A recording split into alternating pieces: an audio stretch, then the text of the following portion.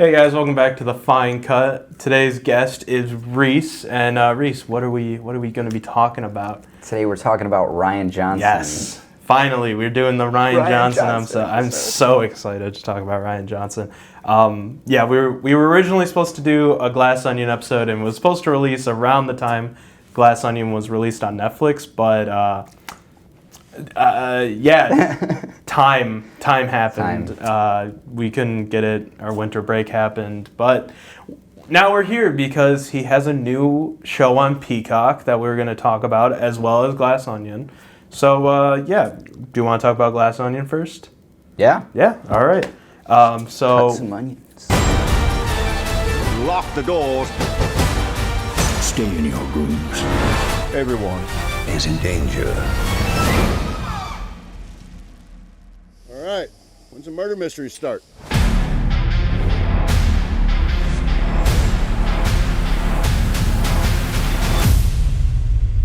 So I know you saw this film at TIFF. There's a bit of a, you can thank me, I'll say that much, because I did give you the ticket. But yeah, what was your TIFF experience of this film at? I'll tell the whole story, actually. Do it. Because you're a crucial part of it, actually. Yeah, so we get up at the ass crack of dawn to go wait for the Fabelmans. Yes. I haven't seen the Fabelmans, but we were there. But you've seen Glass Onion. Exactly. So we get up to see that. We wait. When did we get there? Like 6 a.m.? We got there. We woke up at 5. They opened at 8. I think we got there at 6. We got there 2 hours early. Okay, yeah. So we show up at 6. First one's there. Yeah, Ryan and Luke were sitting there, and you and I got there slightly after. I have a video of us two walking up, and they're just standing there. Well, I think only it was two in the entire city, it seemed like. Yeah, well, I think it was because them two, we were still we have to be up. We were or something. Yeah, we're still like that. I think we're still reeling from the realization that we actually did wake up and we're like, wow, we're here. Yeah. And them two are rushing, and then we're just closed. We're like, guys, there's not going to be a line. Sure enough, no line for another hour. No, so, literally an hour until another single person showed up. Exactly. And that was it. Was it Kirsten? Kristen. Yes, Kristen. So, and then Kristen showed up, the only other person, it seemed like, for a while, until some other avid movie I think some watchers people showed from up. our group showed up and some other people. But we were still standing there for a good 2 hours, and then our buddy James walks out, and he's got all these tickets. We're like, what movies did you get, James? And I think he got Glass Onion. Glass Onion, The Whale. The Whale was the big one. The Menu. Yeah. Just all kinds of big ones that nobody was getting into. Exactly. We were like, how did you get these tickets? How did you get it? He's like, there's tickets right now if you guys go. So we're like, bet. So you, us three, Ryan, Ryan and Luke ran in. We rush in. I was stuck in the line with Kristen, I remember. Yeah, so we run in. Because this is a crucial part of the story. That's how I got the Glass Onion. Exactly. Yes. Yeah, so we run in. There's no tickets. James, I don't know if he just got lucky, if the people hated us, or if what. But there were no tickets. Yeah. And so we're like, well, shit, all right, we're going back to the line. Yeah. So we get back to the line. And then Kristen runs in.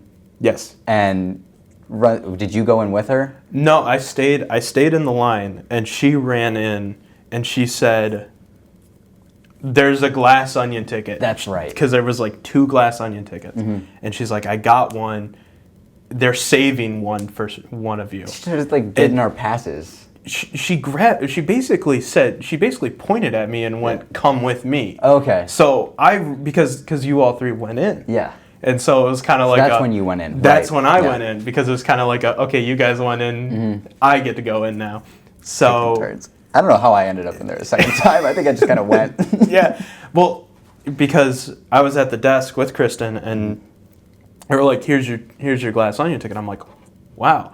And when they handed me the ticket, out of the corner of my eye, I saw Luke and Ryan jumping up and down. Okay. Being like, we got in. So, dude, this whole thing is like a Rian Johnson story. It really is. Because at that same time, you must have just gotten your ticket. Yeah. At the same time as I heard Kristen say, there's no more tickets. So I was like, oh, well, shit. The guy next to the line at that same moment goes, are you looking for Knives Out tickets? Yeah. And I was like, yeah.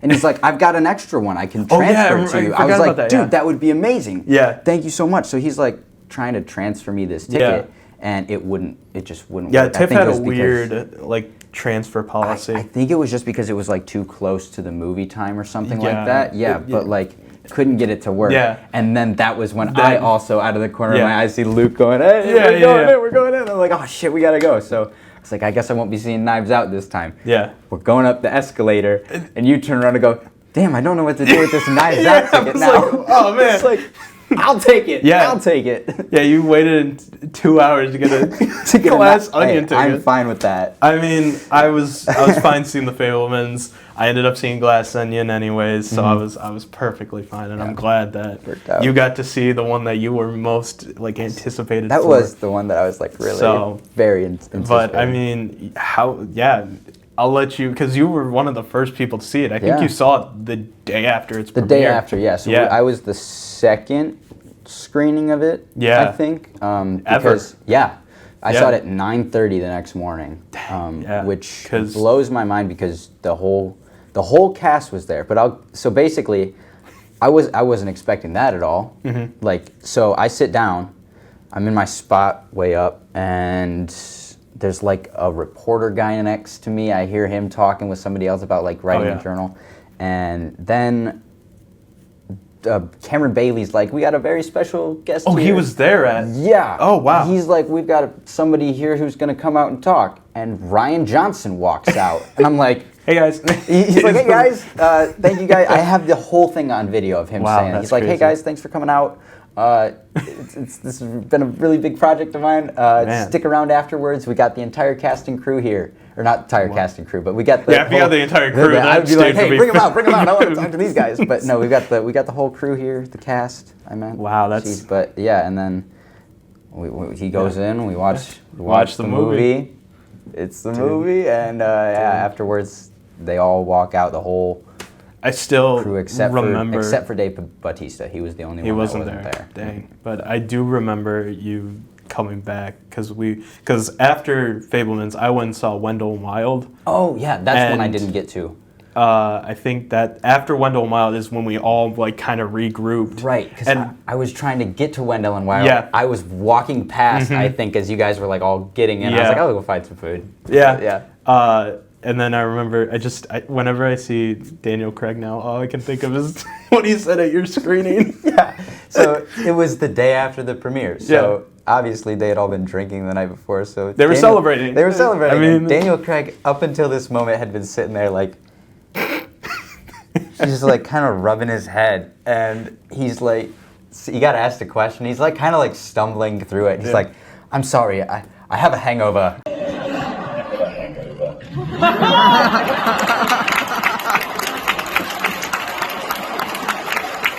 And everybody just started dying. He's like just rubbing his head, and one person in the back like, "Oh no, Mr. Bond!" It was so funny. Like the whole cast started laughing. He was just like suffering. No, that like, poor Daniel Craig. But yeah, like that's a loud spot to be at with a hangover. Definitely. Oh. And especially after that was like a 9 o'clock showing. 9:30. 9:30. 9:30. And I mean, I wouldn't have been up with a hangover at 9:30 in the morning. I mean, he probably wasn't up. He probably like woke up like half. Like, hey, buddy, dude, come on, wake up. We up. Get to this screening. He's like laying on his. I have a hangover. He gets up and he's getting dressed and he's like, oh, okay. Wanders out. But yeah, so you definitely had a better experience than what I had in my Glass Onion screening. I saw with my dad at MJR Brighton. That's right. You still got a theater experience. I still got a theater experience for it.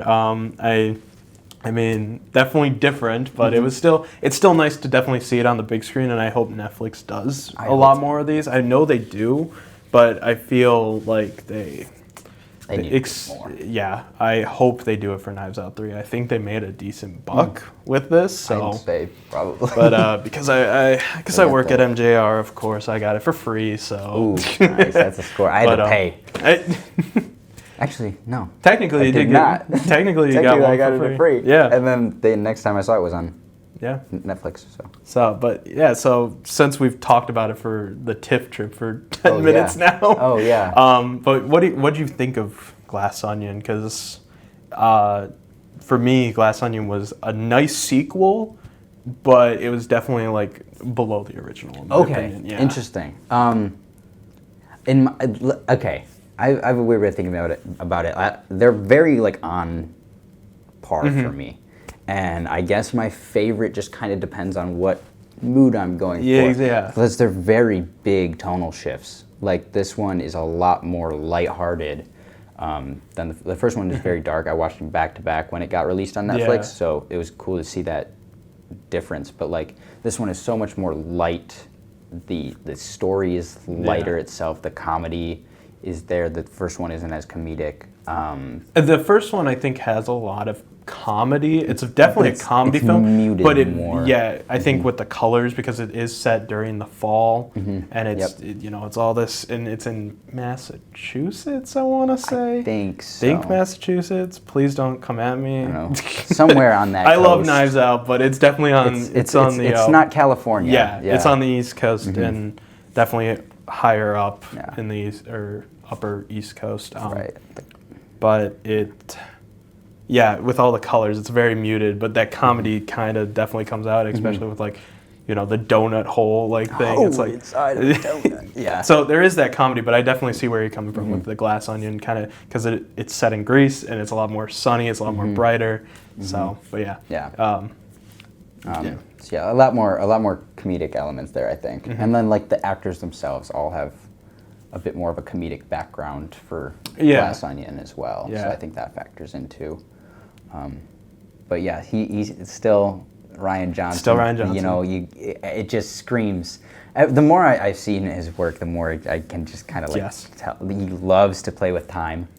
He loves to play with time, and he also loves to play with dialogue. Yes. That is my little throwaway lines. That is my favorite thing. Yeah. And I made you watch a film for this episode. Oh yes. We will get to it. It's called The Brothers Bloom. But there is just that one piece of dialogue in the first 20 minutes that basically can't even don't even think about it. But it comes back in the end. Yeah. And it's so it's just a oh, it's so good. It's so quick. Exactly. It's so quick. There's a part in this with the pineapple. Yeah. It's just so, that is the thing that I love. Duke don't dance with pineapple. Yeah, exactly. It's those small throwaway Duke does not dance with pineapple. Oh man, it's so good. But I mean, I haven't seen Looper in a while, and I haven't seen it at all. So. Oh, I haven't seen Brick, which is his first one, which I need to get around to, but I definitely will end up watching it. I hear that it has a lot of that kind of dialogue as well. But yeah, Looper.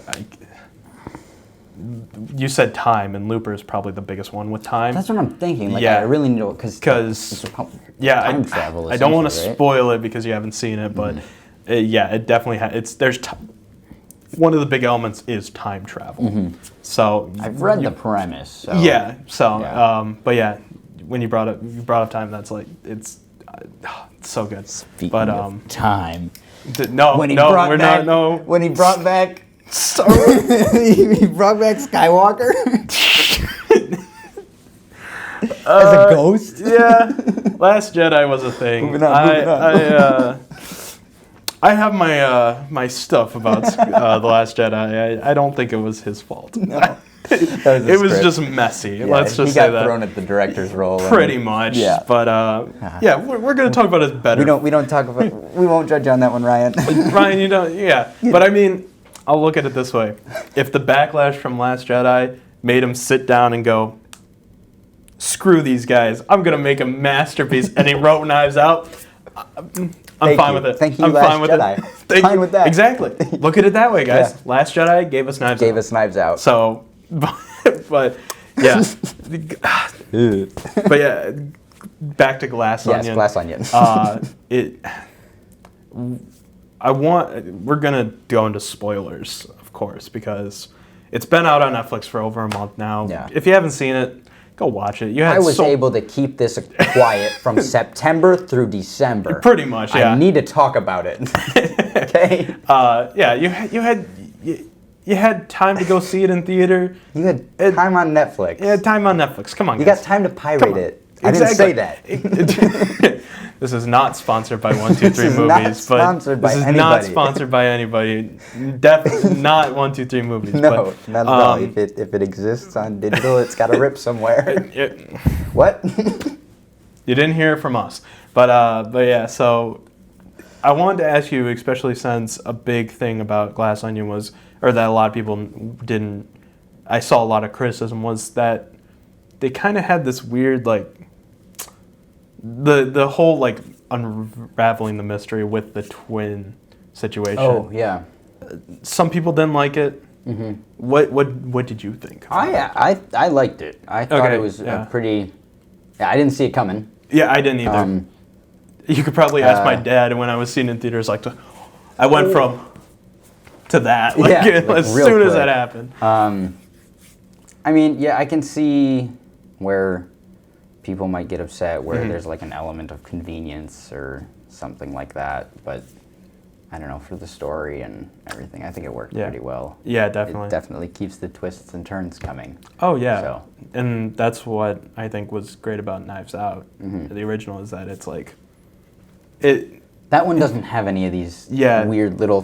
Big twists. Yeah, that one, I love how simple it is, yet still complex. Yeah. My brother had an interesting way of putting it after watching both. He said the first one, to a certain extent, you can solve it on your own.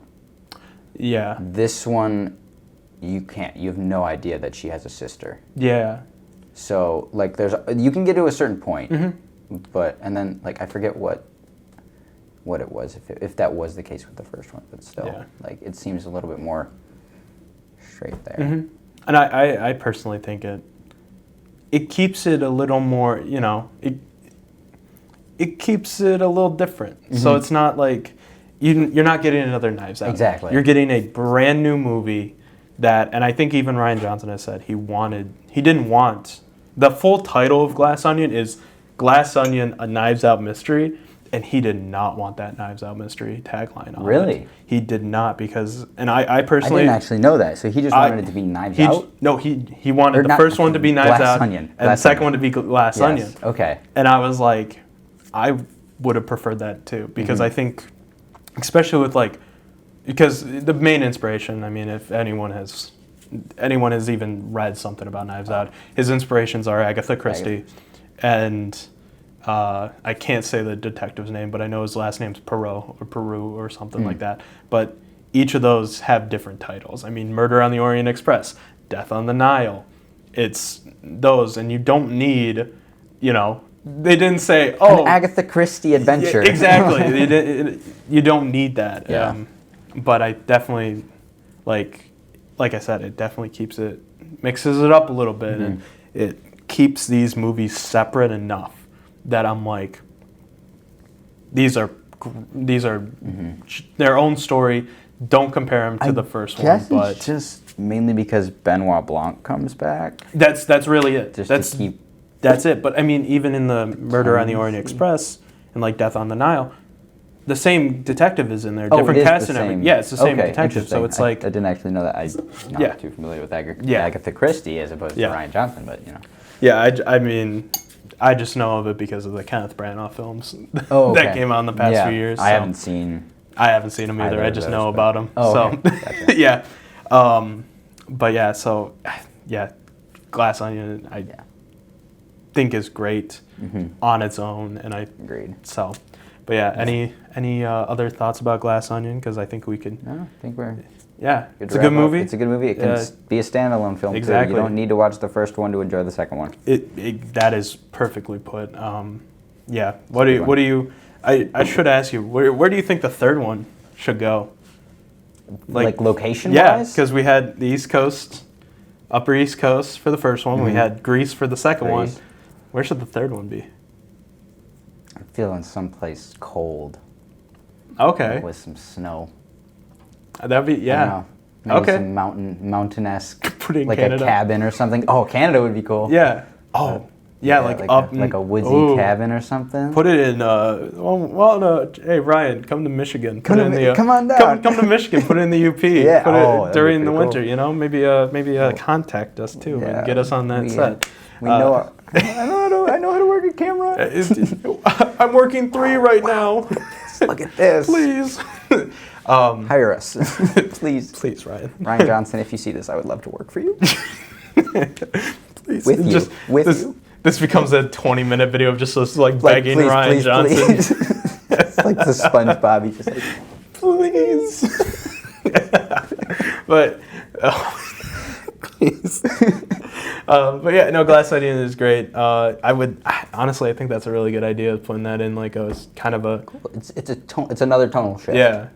What if he makes 4 of them and it's just different seasons? Different seasons. It's like the 4 Knives seasons. Out. Yeah, exactly.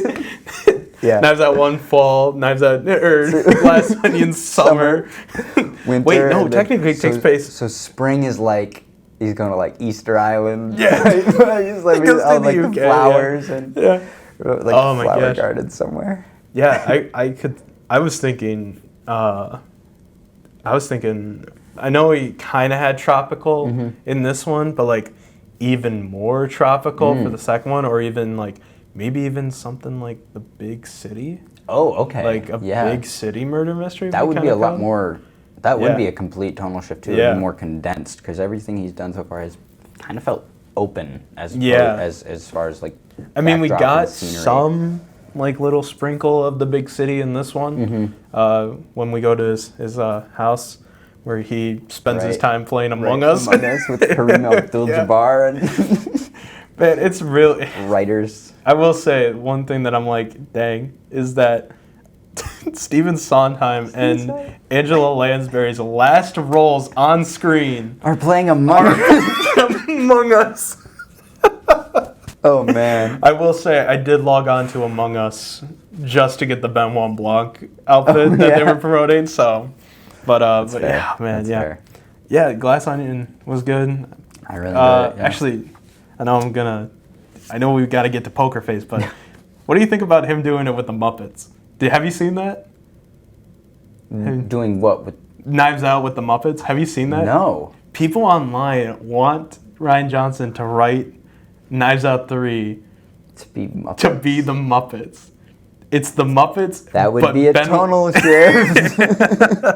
It's Daniel Craig comes back as Benoit Blanc. To Sesame? No, that's not Sesame Street. To wherever the Muppets are from? Wherever but have the entire rest of the cast just be the Muppets. And he's not. Have you not seen that? No. Oh, I got it. I'll show it to you. Please, I will show that to you. You had my curiosity, but now you have my attention. To me, that's so funny because I think it'd be really. Sounds like an episode of Community. Yeah, it really does. Yeah, but yeah, no. People are they want to do a special, a murder mystery special with the Muppets. a Knives Out special. A Knives Out special. Yeah, just Knives Out MCU. Knives Out something. You know? Yeah, really. Ryan Johnson's just like, guys. KOU, he's the like, Knives guys, Out universe. Stop, I can't. But just give me an original title. Please. But we'll cut the Glass Onion talk. We'll be down a little bit, yeah. Move on. We have too much fun with that. Yes. But the main reason why we're doing this episode and it's being released at this certain time is that Rian Johnson just released a new show on Peacock called Poker Face. I guess I'm not over the part where you're a human lie detector. Yeah, I know, it's crazy. You ever gamble? Because you can make a killing.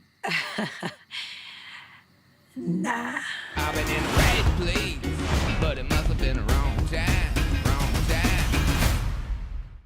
time. We've both watched the first episode. Mm-hmm. All 4 episodes are currently right now on Peacock. They're releasing every Thursday, and I know this is sounding like an ad for Peacock. Hey, Peacock, if you want to give me a free subscription, hey, be the sole sponsor of the Fine Cut. But please, we'll watch and talk about your content. Yeah, well, this will Poker Face. Exactly. Call me up, Peacock. Call us up.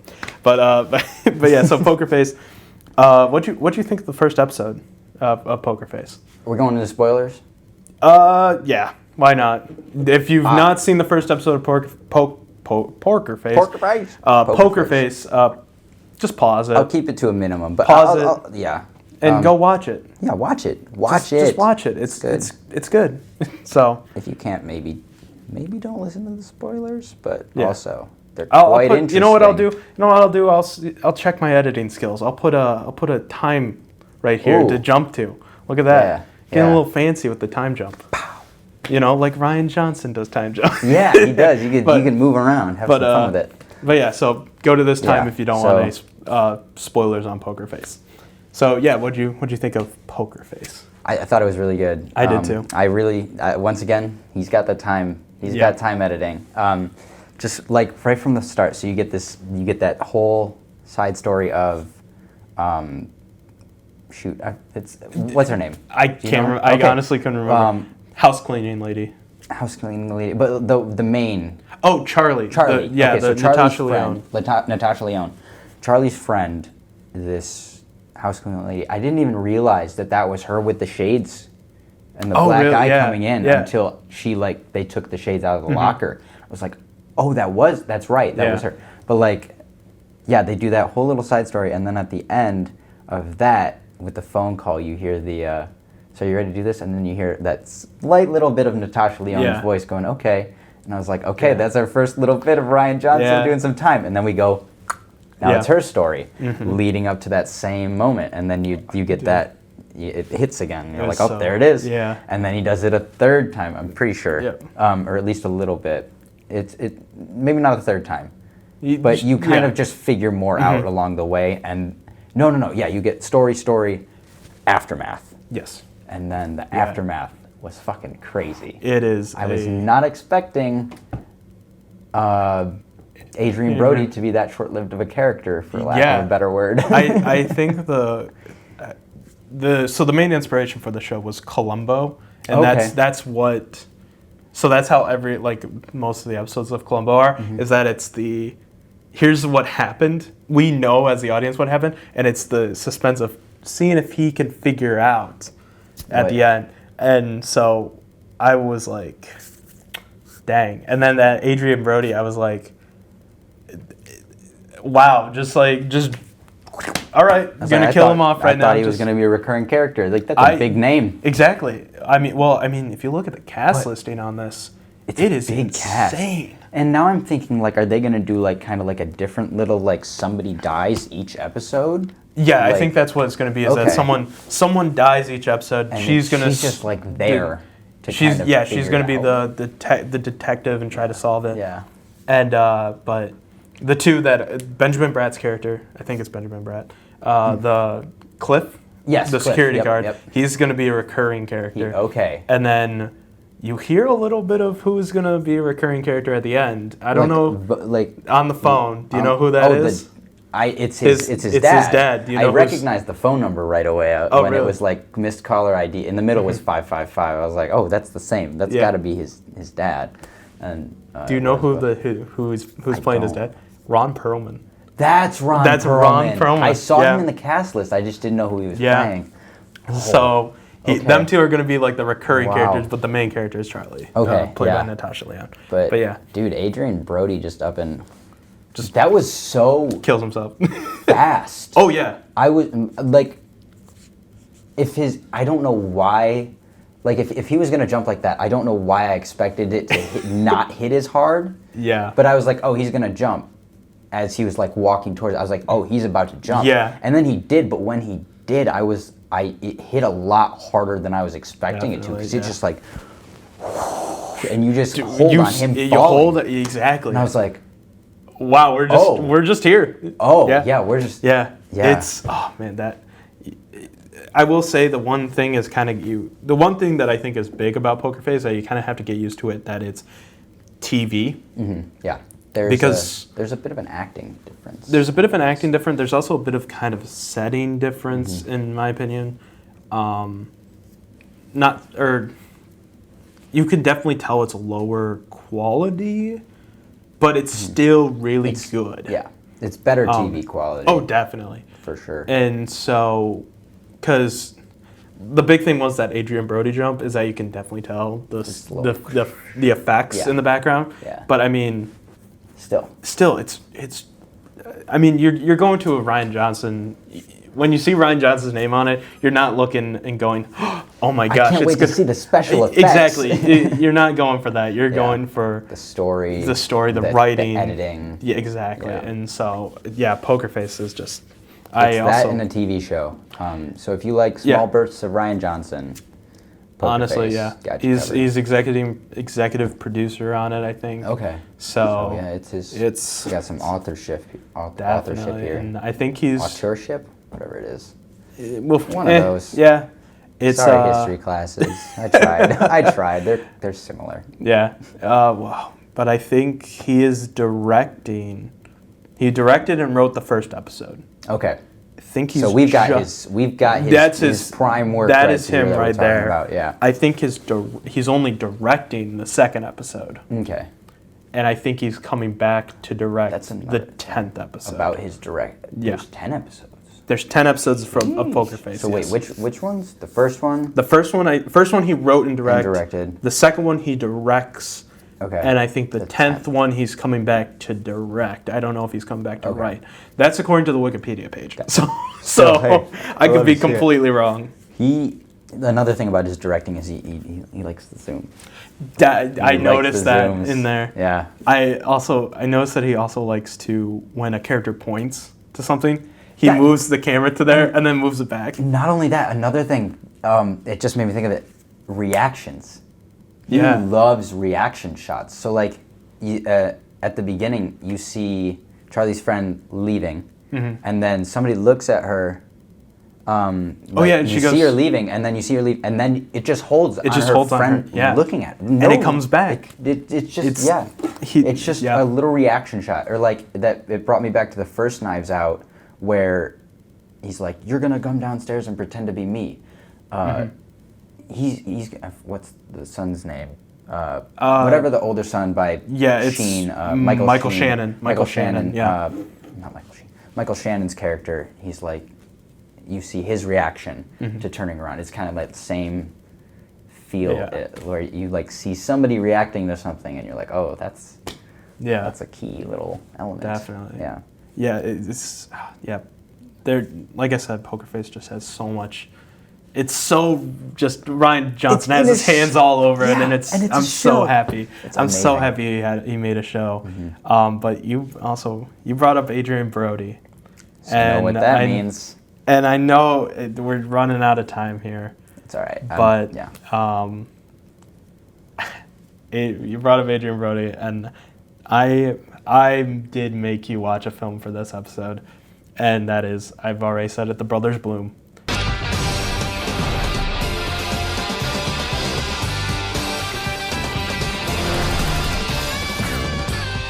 This isn't an adventure story.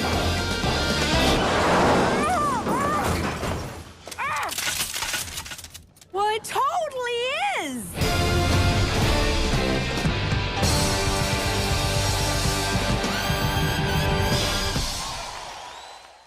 That is probably my favorite Rian Johnson movie. To me, it's kind of like a Paul Thomas Anderson feel, is where it's like, here's his best movie, but here's my favorite movie. And I think Rian Johnson's best movie is Knives Out, but my favorite is The Brothers Bloom. And I want to talk about it so much because it's so good. Let's talk about it. And and of course, spoilers. It's been out. It's been out for years. Come on, guys. Get on it. Come on, watch it. Come on. It's so good. Get with the times. So I watched it a week and a half ago. Yeah, I watched it a week and a half ago. But I've watched it twice since then. I watched it once over quarantine, and then the second time I just recently it was more than a week and a half ago. So, but recent. So get on it. I love this film. Would you? I love it. Thank you. It's quickly become one of my favorite movies. I've showed it to my family. Yeah. It's so good. The plot, the story, the characters. Yeah. Man. There's so much to it, and the little throwaway lines like you're talking about. Yeah.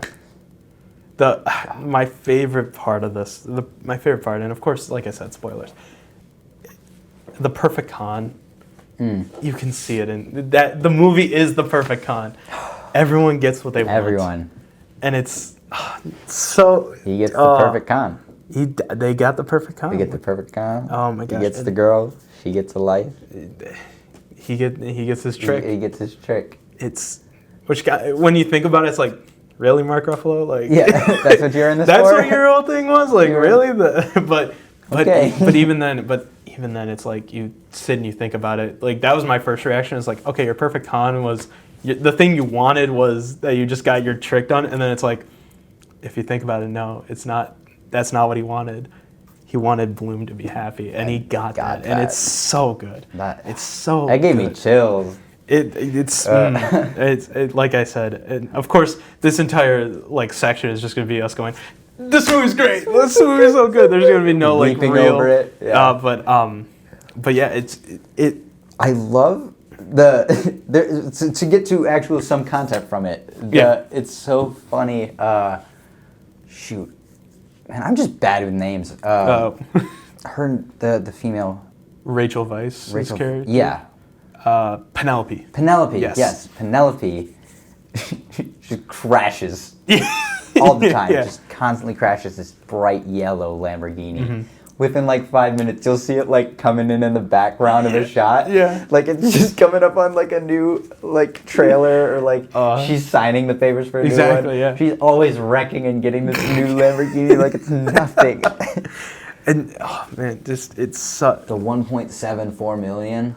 Oh, yeah. That little bit about like he's like, damn it! If that's what this is all about, like, no, that's not what it was all about. But that's just how it factored out. Yeah. It's so like.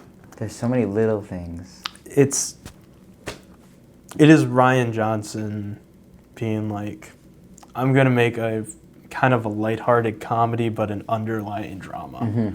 It's his idea of a rom-com, I feel like. It probably is. Yeah, he's probably like, I'm gonna write a rom-com. He's like, I did a noir. Yeah, make it have some surprise. But like, it definitely feels like Johnson is writing Steven and Bloom as like a surrogate to him, for him, because they have this meticulous plan, and Johnson's films are these meticulous plans. He's probably got those little circles. Oh, definitely. Probably. Ryan goes to the store. Ryan directs the movie. His storyboards for Knives Out is just that. It's just like circles with lines. Little lines connecting them. But that like just the prologue gets you ready for it, and it's so good. Yeah. And then the whole shout out to the child acting. They did good. I love the fact that one of the kids played Greg Heffley. Yes. Entire movie, kid movies. See, when I watched it with my sister and my mom, my sister had just gotten her wisdom teeth out, so she passed out within like the first 20 minutes. But she saw that, and she goes, "Is that the guy? Is that the kid from Diary of a Wimpy Kid?" And I was like, "Yes, it is. It's Greg Heffley." Oh my, yeah. But that prologue is just so good, in my opinion. Great. I will sit and I will just watch that. Just the prologue? Just the prologue. Because it's like I said, and then it cuts to him, Adrian Brody from the fire. Yeah. He's like, everyone gets what they want. You know? Everyone gets what they want. But that also leads to the one line that like I said, guys, please, I don't want to spoil the ending for you. I'm going to talk about the ending right now, because that ending it's an emotional gut punch. So please go watch it first. I don't want to spoil it for you, but because I'm doing this, and I've been dying to talk about this forever. That the one throwaway line of just, real blood turns brown in an hour. Or 30 minutes or 30 something. 30 minutes. It's... you don't remember. It's like you don't remember it until you do. It's so... In that last scene where it's just... he notices it. And there's barely any dialogue. He just sees it, and it's music and the music. You know what the song is called? Editing. You know what the song is called? Actually, no. It's called The Perfect Con. That's the track. At the last track is called The Perfect Con. Of course. It's so good. Damn it. I could honestly talk about Nathan Johnson, the composer, way more because relation to Rian Johnson. Yes, it's his cousin, I think. Cousin and composed. Yeah. Oh, he brings everyone from his family in. Like I think, what a legend. I think you guys editor, I want to say, is his cousin as well. Yeah, like something like that. Family affair. He's getting everybody in on it. But no, it's just like that last scene. You see that he sees the blood, and it cuts to Mark Ruffalo. And he's just pulling up a chair. He sits down, throws the card in his sleeve, and just sits there. And you can see in his face. Little drop of blood too. Oh yeah. You can see in his face, and you're like, you don't know when he died. No. But you know he's dead. He's dead, and just that the last little drop of blood. Oh down my the god, card. it's so good. It's so good. And then does the drop fall? I think the drop falls and it cuts to him hitting the ground on his knees. And then it's it is you said an emotional gut punch. Just thinking about it is like. And then you have just Penelope talking to him, and then the voiceover as the slow-mo hand grab, and he's like, I can't remember it. I know what I remember. I have it in my head, but as soon as I think about it, I can't remember. Of what the dialogue is? Of what the dialogue is. It's just like... just have to see it. Go see... Yeah, just go watch it. But he's like, the perfect con is whatever is... Everyone gets what they want. Mm-hmm. And it doesn't say... Well, it doesn't say this is. Yeah, it just says, I think the last word is so. And then it cuts to them driving. And then you get the and it just goes off. And I'm like, damn, Rian Johnson, you just ended a perfect movie. I'm like, you just made a perfect ending. Like, dude, come on. That first time that I went to watch it, it sat on... So words. You can put it in like a DVD player, and it just gives you the loading screen where with the music just on loop. Mm-hmm. I sat there on my phone and didn't hit play for over an hour. Like that thing ran. It. I didn't know this, but that is a loop. That's not a loop. Yeah, that is a set thing. I hit the end of it. Wow. Okay. I hit the end of it, and it like. Broke my. It did. I pulled out your disc and I was like, did I just fuck up his disc? Because it went like black. If you screwed my disc, I'm gonna go buy a new Brothers Bloom. Like, I freaked out, but it was good. I put it back in. I would have been like, fine. You owe me a Brothers Bloom. I wouldn't have told you. I wouldn't have just got a new one. Like, yeah, this was great. Thank you. But yeah, so I put it back in. Yeah. And then it worked. And I watched it, and I was like, holy shit, I let this sit here for an hour just not touching it? It is so, it's so good. Yeah, that was just a great movie. Dang, it's... oh, man. Just please go watch Brothers Bloom. Watch Brothers Bloom. It's so good. Watch the Brothers Bloom. If you have to rent it, do it. It's worth it. Go buy it. I'll put a link in the description. It's like $8 on Amazon for 4K. That's like nothing. Exactly. I'll put the Amazon link in the description. I'll put the rent description. I'll put every single place you can get this to go watch it. Just watch it. It's so good. And like I said, Glass Onion and Knives Out get the hype, but the Brothers Bloom, it's so good. You'll love it. Watch it. But yeah,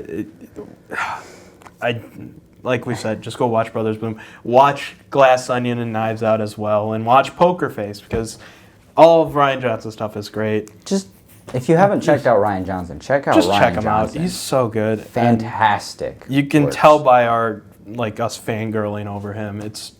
We started this by me saying, "Oh, are we gonna have enough time to cover? Are we gonna have enough to talk about?" We've gone past over our time. This was supposed to be 35 minutes, and it's not. It's not. So, but But yeah, no, thank you so much Thank for you for being having here. me. I'm very happy that someone I can at least sit and fangirl over Rian Johnson with. Anytime. But yeah, thank you so much for being here. I also want to thank everyone watching for being on here. Just thank you for watching. Yeah, got new mugs. So that we're not selling them, but no, these are mine. You gotta be here. You gotta be on the show to get this, even though you don't get to take it home. SVP. but yeah, thank you so much everyone for watching. Please subscribe to Oakland SVP and give this video a like. Yeah, you can go follow me on Letterboxd at _filmworker _.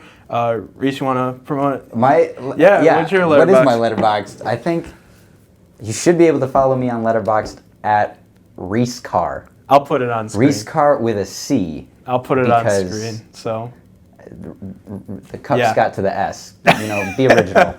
Yeah. But yeah, again, thank you so much for watching, and we'll see you next time.